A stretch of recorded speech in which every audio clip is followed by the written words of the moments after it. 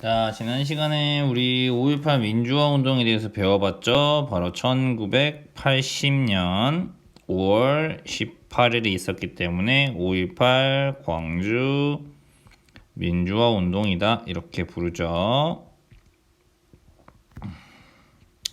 자, 광주 민주화 운동을 바로 무력으로 진압한 인물이 바로 누구다? 바로 전두환이다. 그치? 당연히 이 전두환 이제 뭐에 오를까요? 대통령에 오르겠죠. 전두환은 5.18 민주화 운동을 강제로 진압한 후에 간접선거를 통해서 대통령이 되었다. 간접선거 제도니까 당연히 뭐 대통령 당선율 뭐 99.9%겠죠.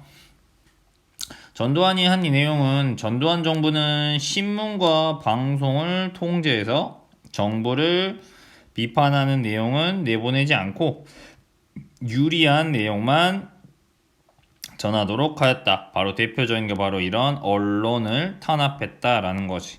신문사나 방송을 통해서 자신을 비판하는 일은 내보내지 않는다. 언론들을 탄압하고 철저히 통제하는 이런 정책을 펼쳤어. 그리고 정부는 국민들의 알 권리를 막고 마찬가지로 민주주의를 요구하는 사람들을 탄압했다. 민주주의를 요구하는 사람들을 붙잡아가서 고문하고 감옥에 넣어버리고 그치 뭐 이런 일들을 많이 벌였다는 거지. 1987년에 민주화 운동에 참여했던 대학생 박종철 군이 강제로 경찰에 끌려가서 고문을 받다가 사망하는 사건이 발생하게 됩니다. 자, 1980년에 대통령이 오른 전두환, 지금 이제 벌써 7년간 대통령을 했다는 거지. 그래서 1987년, 아이고.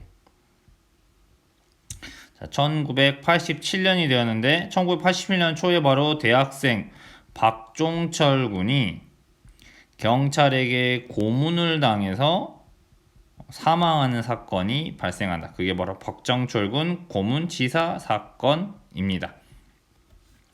박종철군은 바로 서울대생이었거든요. 네, 서울대생이었는데 박종철군이 민주화운동에 참여했던 것도 물론 조금 있지만 바로 박종철의 선배?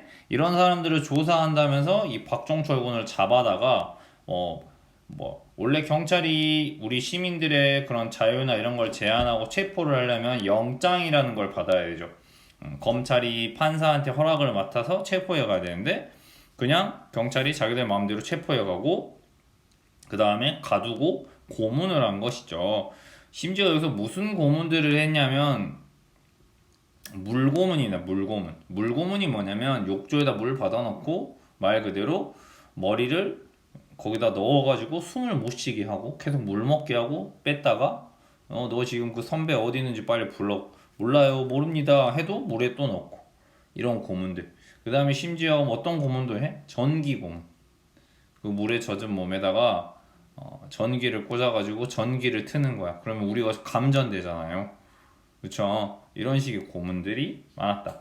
그래서 박종철 군은 이렇게 물고문을 하다가 박종철 군이 그 욕조하고 경찰이 누르는 거에 눌리면서 숨을 못 쉬게 되면서 결국 사망하는 사건이 발생했다.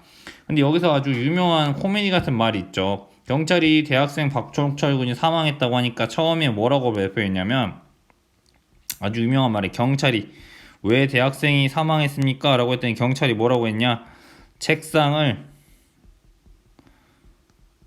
탁 치니 억하고 죽었다. 정말 유명한 말이죠. 무슨 말이냐면 사람들이 아니 지금 대학생이 죽었다는데 지금 어떻게 된 겁니까? 그랬더니 책상을 탁 치니 억하고 죽었다. 심장마비로 죽었다는 거지. 대학생이 너무 놀래가지고 경찰이 탁 치었더니 그냥 자기가 혼자 스스로 심장마비로 죽었다는 거지. 말이 돼요 이게? 그치? 대학생이 어떻게 그 다 큰 어른이 누가 책상을 탁 쳤다고 놀라가지고 억 하면서 죽습니까? 얼마나 국민들을 바보로 알고 그치? 뭐 얼마나 그런 시대였다는 걸 너무나 알 수 있는 변명이잖아요. 그래서 이 발표에 오히려 시민들은 더 분노할 수밖에 없죠. 그쵸? 그래서 시민과 학생들은 이 사실을 숨기던 정부의 고문을 금지하고 책임자를 처벌하라. 이런 이야기를 하게 되는 거죠. 이렇게 해서 박종철 군이 고문치사 사건을 당하게 되면서 다시 민주화를 위한 이런 사람들의 목소리나 이런 것들이 더 커지기 시작했다라는 겁니다. 자, 그 다음에 이제 또 보겠습니다. 자, 이렇게 해서 국민들의 민주화에 대한 열망이 높아졌다는 거지. 박종철 군이 사망한 사건을 이후로 바로 민주화에 대한 사람들의 시위나 열망이 더 높아지고 있던 시기였다. 하지만 전두환은 자신은 대통령직에 물러나지 않겠다. 직선제 실시하지 않겠다라는 발표를 하게 됩니다. 이게 바로 유명한 바로 호혼 조치라고 하는 거예요. 4.13 4월 13일에 있었던 호혼 조치. 자신은 헌법 바꾸지 않는다. 이 내용은 무슨 말이냐면 직선제 안 한다 라는 내용이야. 그러니까 또 이거에 대해 분노한 이렇게 해서 전두환 정부는 직선제 내용이 포함되도록 헌법을 바꿔야 한다는 국민의 요구를 받아들이지 않는다 발표했다. 이게 바로 호혼 조치. 당연히 이후 사람들은 또 민주화를 위한 시위가 이어지게 된다. 이 과정에서 또 박종철 군에 이어서 또 한 명의 희생자가 발생하게 됩니다. 그 희생자가 바로 이한열이라고 하는 대학생입니다. 이한열 열사가 또 마찬가지로 사망하게 되는데, 이한열 열사는 뭐에 맞아서 결국 사망에 이르게 되냐면 경찰이 쏜 최루탄에 머리를 맞고 병원으로 옮겨졌으나 결국 사망하게 돼요. 최루탄을 맞고 사망한 사람 또 기억나는 사람 누구 있어요? 그렇지, 우리 3.15 부정선거 4.19 혁명에 아주 수많은 시민들이 분노하는데 아주 그런 사건이 됐던 게 바로 김주열 학생이 경찰에 쏜 최루탄에 맞아서 사망하고, 그 다음 마산 앞바다에 떠올랐던 것이 4.19 혁명의 엄청난 계기가 됐다고 했죠. 마찬가지로 이한열 열사가 경찰에 쏜 최루탄에 맞아 사망했다. 이 소식을 들은 시민들과 학생들은 마찬가지로 독재에 반대하고 대통령 국민들이 직접 뽑을 수 있게 직선제를 요구하며 시위가 더 전국적으로 퍼져나가게 됩니다. 무슨 말인지 알겠죠? 자, 이한열 열사의 죽음으로 더 많은 사람들은 시위에 참여하고 결국 전국적인 시위로 퍼져나가게 된다. 가장 중요한 것은 바로 뭐야? 독재 반대. 그치? 그 다음 또 하나 뭐야? 제일 중요하게 봤던 게 바로 대통령 직선제. 대통령은 국민이 직접 뽑을 수 있어야 된다. 이게 직선제야. 그치? 이렇게 시위가 확산되어 간다. 바로 이 사건을 우리가 뭐라고 부르냐면 1987년에 있었던 6월 민주항쟁이라고 부르는 거야. 바로 1987년 바로 6월에 있었던 6월 민주항쟁. 그 수많은 사람들이 이렇게 길거리에 나와서 독재를 반대하고 직선제를 요구했던 시위를 했다. 그래서 바로 6월 민주항쟁이라고 부르는 거야. 자, 이렇게 시위가 너무 전국적으로 퍼져나가고 수많은 사람이 요구하기 때문에 결국 시민들의 요구사항을 들어줄 수밖에 없었다는 거지. 그래서 당시에 여당 대표는 전두환 대통령이 속해 있던 당의 대표는 직선제를 포함한 민주화 요구를 받아들이겠다고 발표할 수밖에 없었다. 그래서 당시 바로 여당 대표였던 사람이 누구냐면 전두환과 같이 쿠데타를 일으켰던 바로 이 노태우 씨가 바로 직선제 하겠다라고 발표를 했다는 거지. 결국 6월 민주항쟁의 결과 바로 뭐가 성공됐다? 바로 대통령 직선제를 드디어 국민들의 손으로 이루어냈다. 그래서 지금 여러분이 이번 3월에 직접 대통령 선거 하는 거 봤죠? 맞아요? 대통령을 직접 국민들이 뽑게 되었다. 그러니까 1987년부터 우리나라는 대통령을 국민이 직접 뽑게 되었던 것입니다.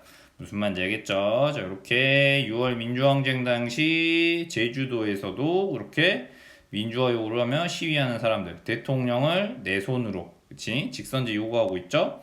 그 다음 6월 민주항쟁 중 경찰이 쏜 최루탄에 맞아 사망한 이한열을 추모하려고 이렇게 수많은 사람들이 길거리에 모였다. 이렇게 많은 사람들의 노력이 있었기 때문에 대통령 직선제를 이룰 수 있었고 대한민국의 민주주의는 발전할 수 있었다. 요거를 꼭 기억해 주면 되겠네요. 자, 그러면 6월 민주항쟁의 의미. 국민들은 불법적으로 잡은 권력을 유지하고자 민주주의를 탄압했던 정권에 맞서 승리한 것을 기뻐했다. 자, 결국 이 6월 민주항쟁 이후에 이제 우리 사회는 훨씬 더 많은 민주적인 제도가 만들어지고 바로 그것들이 실천해 나갈 수 있게 한 중요한 사건이었다. 결국 이제 6월 민주항쟁 이후로 우리나라에서 독재는 끝나게 된 거지. 우리나라 독재의 역사 생각해 볼까요? 1948년에서 1960년까지 무려 12년, 13년 이승만 대통령이 했지. 그 다음 또 어떤 독재자가 나왔어. 1961년 5.16 군사 쿠데타를 일으켰던 박정희 대통령은 1979년까지 독재를 했단 말이야. 무려 18년의 독재지. 박정희가 죽고 나서 또 민주화가 되나 했더니 바로 1980년부터 1987년까지 또 독재를 한 누가 있었어? 전두환. 자, 이렇게 엄청나게 긴 시간이잖아요. 1948년부터 무려 1987년까지. 약 40년이야, 40년. 그치? 독재를 한 기간만 40년. 하지만 결국 1987년 6월 항쟁 이후에 이제 이 독재는 끝이 나게 된다. 이제 독재는 끝.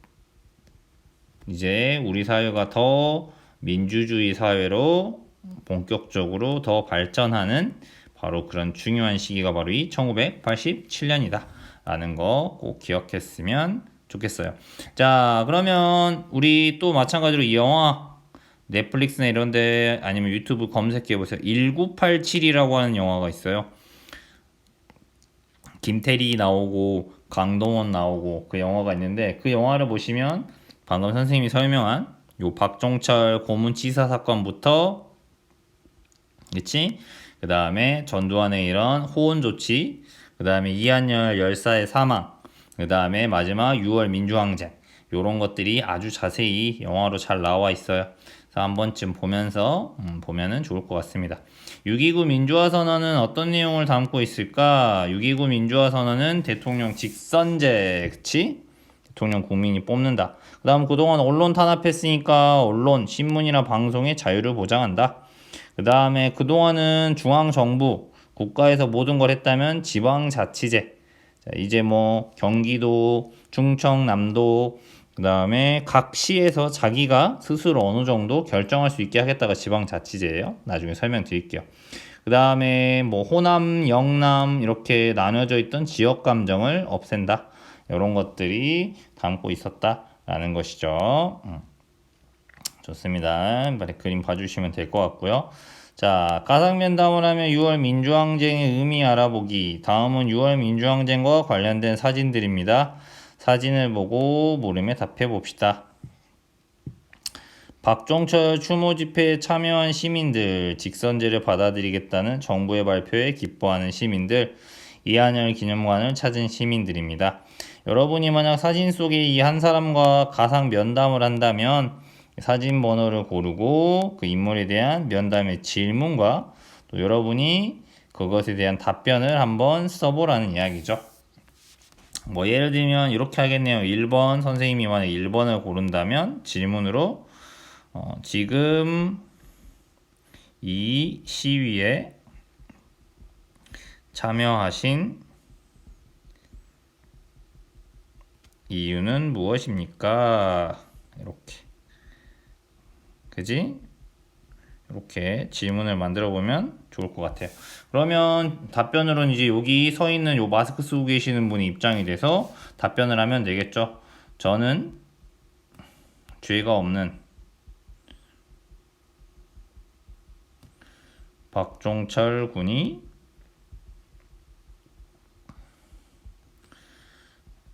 사망한 것에 대해 분노하기 때문입니다. 뭐 이런 식으로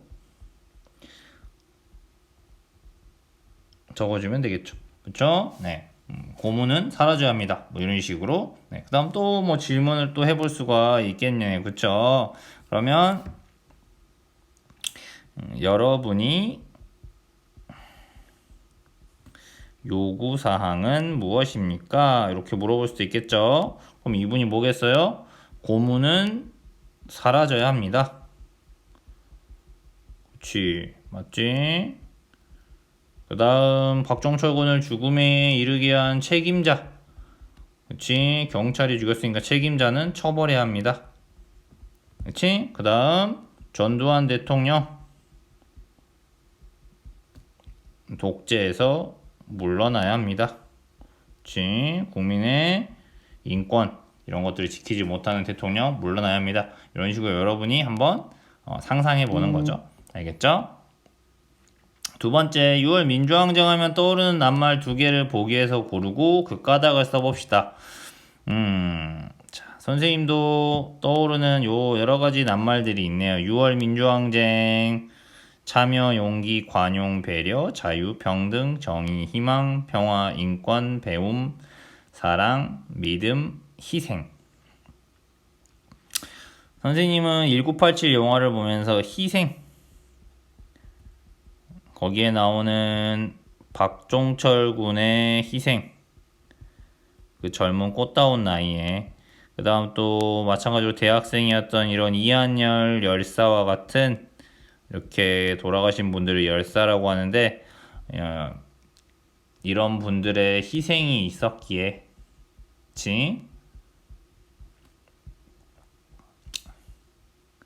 희생이 있었기에 지금의 대한민국이 있다.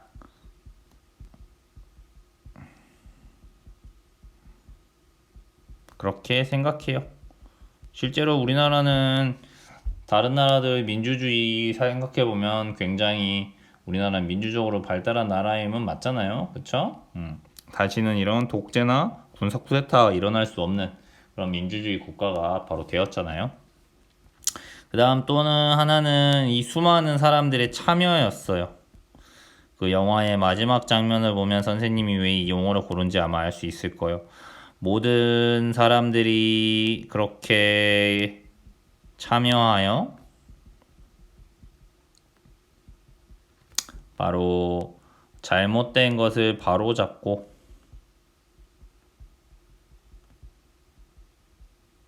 그치? 뭔가 새로운 세상을 꿈꾸는, 함께 꿈꾸는 그런 모습이 굉장히 감동적이었거든요. 그래서 이런 모습들이 떠오르네요. 여러분도 한번 여러분만의 생각 한번 적어보면 좋겠어요. 어쩔 수 없이 좀 이게 우리나라 민주주의 발전 좀 지식을 알아야죠. 뭐 무슨 일이 있었는지 알아야 되기 때문에 선생님이 이렇게 설명하다 보니까 좀 재미가 없을 수 있는데 여러분도 한번 생각을 해보시면 좋을 것 같습니다. 오늘 시간에 암호는요, 바로 6월 민주항쟁이 있었던 연도 몇 년이다? 1987, 1987 꼭 기억했으면 좋겠습니다.